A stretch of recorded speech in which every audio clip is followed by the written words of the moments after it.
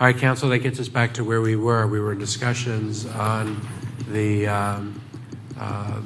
report that we had, the briefing on the citywide plan. We're going to handle that. We're going to handle the ECHO item, and then we'll be moving on. Ms. Houston? Thank you, Mayor, and I want to thank all of the presenters today. This was an excellent presentation, very informative, and you've spent a lot of work on it.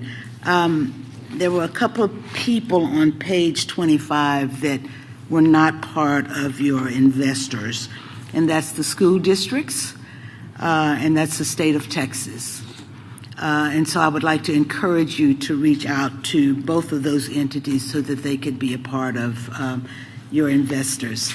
I think that I was so proud to hear that you all talked to people who have a lived experience in homelessness to get their ideas. And so I hope that when this brain trust is formed, that you will continue to have people who are called the streets and highways of our city home as a part of that brain trust. I was glad to see a friend of mine, Larry, who is a participant in Arts on the Street, have a conversation about people need to do something. They need to have that feeling that they have been able to accomplish something. And even if it's working with parks, the people I talk to on the street, sometimes their homes are not the first thing they say. They say, I want a job. And I'm so excited that you all are taking the services to where the people are rather than having them come into downtown during office hours to get the kinds of services they've been wanting. The one thing that I was saddened by, and that was, I was looking at the paper, I guess the date was, hold on just a minute, Tuesday, April the 17th. And in the paper it says that 42% of the individuals who are living on our streets, even though African Americans only 8% of the county's population, 42% of the people on the street look like me. And when I passed by the press conference this morning, there was nobody in that room that looked like me. And so if you all are having difficulty finding representations from the African American community to help you be culturally sensitive, then please let me know, because it was such a glaring omission when we got 42% of us on the street, and yet the people making the policies decisions look like you.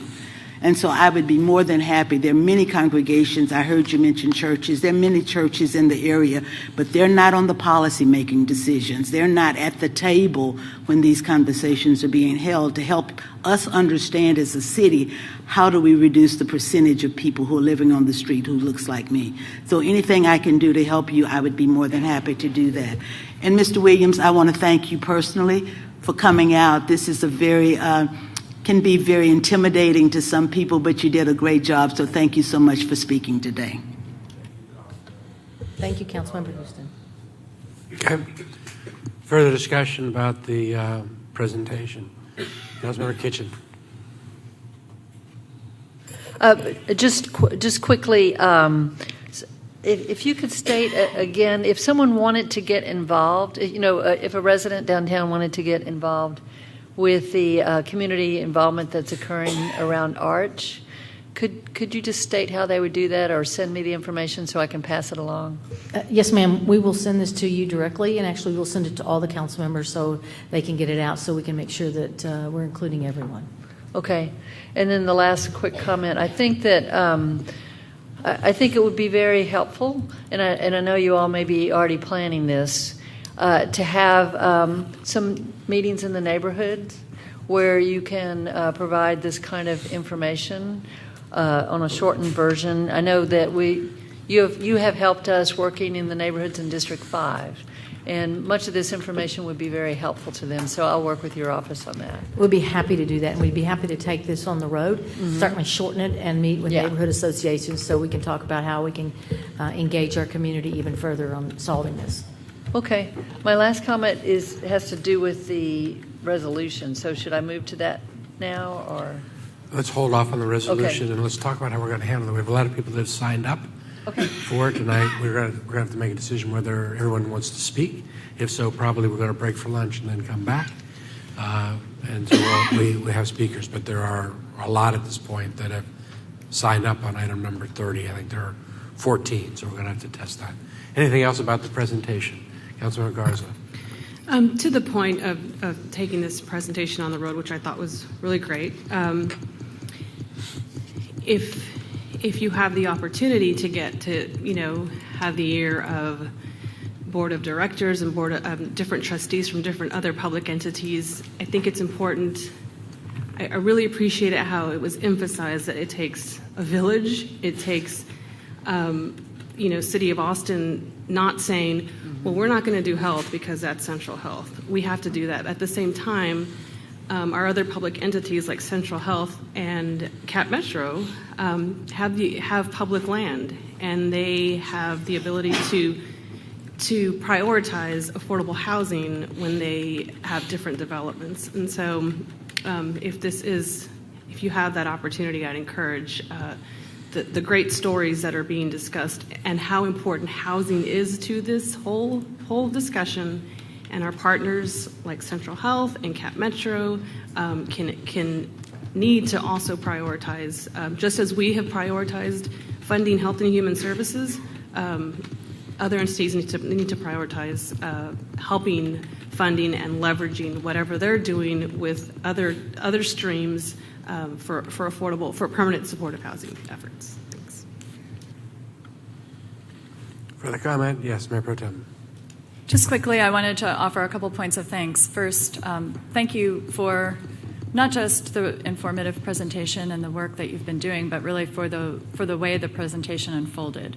So often when we're talking about individuals who are experiencing homelessness, we're looking at the numbers. We're now looking at the numbers by district and need. And so I really appreciate the way you emphasized the individuals who are at the heart of this conversation, who are our neighbors, who are in a situation that none of us want to see continue. So thank you for emphasizing the stories. I think that helps remind us all really, the importance of addressing this so effectively.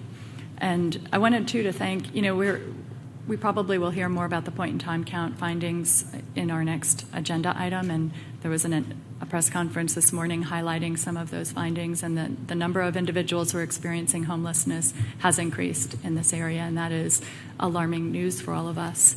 But I just want to say, and I'll say more about this when we get to the action plan, I'm so encouraged by the work that our city has done and that our community has done over the last couple of years. As you've highlighted in your presentation, we have taken some important strides between the Homelessness Outreach Street Team and this coordinated interdepartmental effort to really look at our city holistically and see how we're serving and meeting the needs of individuals who are experiencing homelessness. This is very powerful work, and it's an important direction, and I just thank you for your leadership, Director Hensley, and all of those of you who from different departments who are involved in this. The meetings have had the privilege of attending have included so many of you out there from the police department and EMS and public health and housing, and that's really the kind of concerted, comprehensive approach it will take. So thank you very much. And the innovation department, of course.